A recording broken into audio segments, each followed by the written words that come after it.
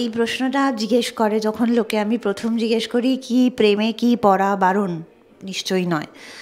যদি প্রেমে পড়া বারণ না থাকে তাহলে থ্যালাসেমিয়ার আগে পরীক্ষা করে ডিসাইড করা যে আমি থ্যালাসেমিয়া যদি বাহক হই তাহলে বিয়ে করব না, সেটাও খুব একটা যে ঠিক জিনিস সেটা নয়। সোশ্যাল ডিসক্রিমিনেশন হয়, কিন্তু অবশ্যই থ্যালাসেমিয়া পরীক্ষা বাচ্চা নেওয়ার আগে করাটা উচিত। এটার কারণ হচ্ছে যে আমাদের ওয়েস্ট বেঙ্গল বা এই ইস্টার্ন ইন্ডিয়ান রিজনগুলো আমাদের ইনসিডেন্স অফ থ্যালাসেমিয়া ক্যারিয়ার, মানে আমার বাহক হওয়ার সম্ভাবনা খুবই বেশি। কিন্তু এখানে এটাও বলা ভালো যে সব রকম থ্যালাসেমিয়া কিন্তু মানে আমাদের রোগ মানে হয় না, বা আমাদের সেখানে রোগে ব্লাড ট্রান্সফিউশন করা বা রক্ত দেওয়ার প্রয়োজনও পড়ে না। যখন আমরা থ্যালাসেমিয়ার কথা বলি, এখানে বুঝতে হবে থ্যালাসেমিয়া বহু প্রকারের। সব থ্যালাসেমিয়া প্রাণঘাতিকারক নয়, বা সব থ্যালাসেমিয়াতে আমার এত ভয় পাওয়ারও কোনো কারণ নেই। কিন্তু কিছু থ্যালাসেমিয়া আছে যেটা সত্যি প্রাণহানিকারক, সেখানে বাবা মারও বারে বারে রক্ত দিতে লাগে, আর সেই সব থ্যালাসেমিয়াকেই আমরা অ্যাভয়েড করার চেষ্টা করি। যদি বলা হয় তাহলে থ্যালাসেমিয়া বেসিক্যালি একটা গাড়ির মতন, রোগটা যদি বলা হয় এটা একটা গাড়ির মতন।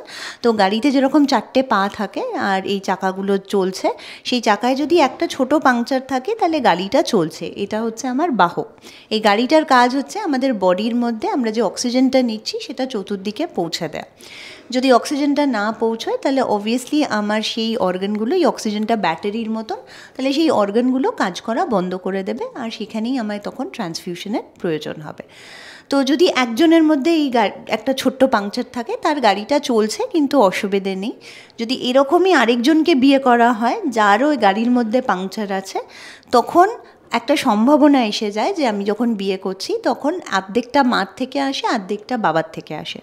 তো যদি এই 4টে চাকার মধ্যে 3টে ভালো চাকা আসে একজনের থেকে, আর অন্যজনের থেকেও ভালো চাকা আসে, তাহলে কিন্তু সেই বাচ্চার অসুবিধে হবে না। কিন্তু যদি একজনের থেকে খারাপটা আসে আর অন্যজনের থেকেও খারাপটা আসে, তবেই বাচ্চার অসুবিধা হবে। তার মানে আমার 4টে প্রকারের কম্বিনেশন হতে পারে আমি যদি বাহক হই, যেখানে মার থেকেও ভালো এলো, বাবার থেকেও ভালো এলো, তাহলে বাচ্চা সুস্থ হলো। মার থেকে ভালো, বাবার থেকে খারাপ, বা মার থেকে খারাপ, বাবার থেকে ভালো, সেখানে যেহেতু একটা ভালো আছে সেখানেও বাচ্চা সুস্থ। কিন্তু যদি দুজনের থেকেই খারাপ আসে, তখন বাবা মার মধ্যে, তখন বাচ্চার মধ্যে অসুস্থতা এসে যেতে পারে।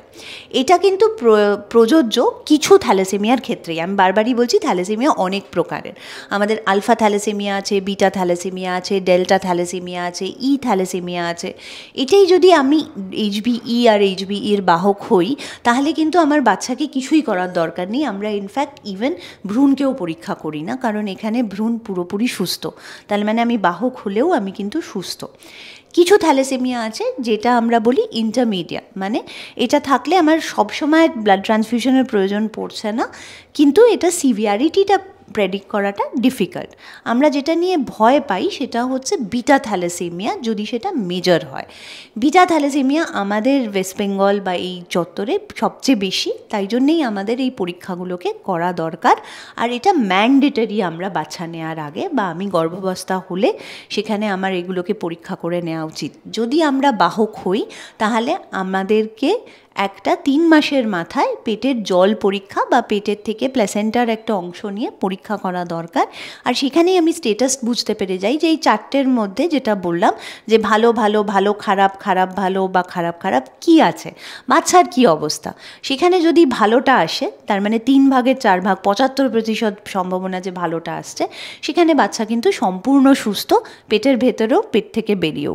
কিন্তু সেখানে যদি আমরা দেখতে পাই এটা থ্যালাসেমিয়া মেজর এসে গেছে, সেইখানে আমাদের হয়তো বাবা মাকে একটা ডিসিশন নিতে হতে পারে এটাকে অবর্শন করার বা টার্মিনেশন করার।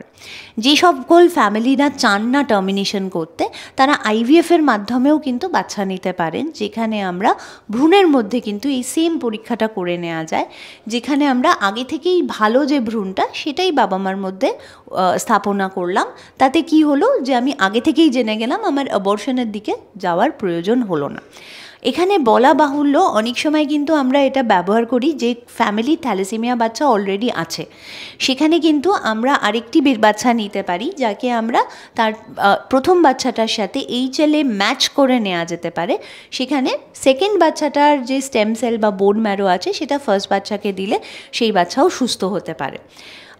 এই বিষয়ে যদি জানতে চান, আপনাদের কোনো জিনগত বিশেষজ্ঞর সাথে পরামর্শ করা অবশ্যই দরকার।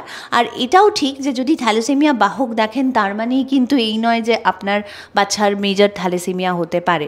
তাই জন্যে বিয়ের আগে নয়, কিন্তু অবশ্যই বলবো বাচ্চা নেওয়ার আগে থ্যালাসেমিয়া পরীক্ষা করুন। আমরা যেটা করি সেটা বিটা থ্যালাসেমিয়া পরীক্ষা।